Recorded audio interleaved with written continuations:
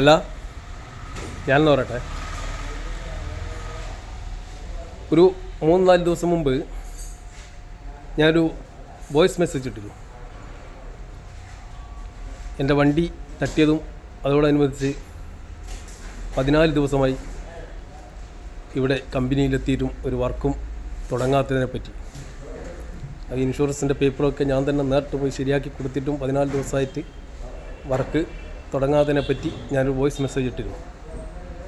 എന്തായാലും അതിൻ്റെ മാനേജർ വിളിക്കുകയും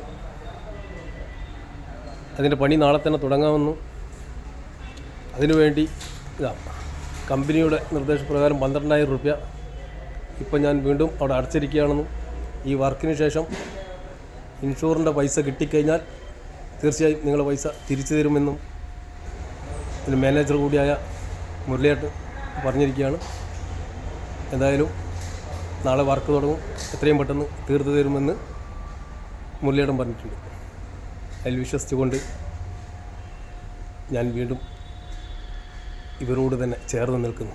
ശ്രീവത്സം ഉറങ്കര.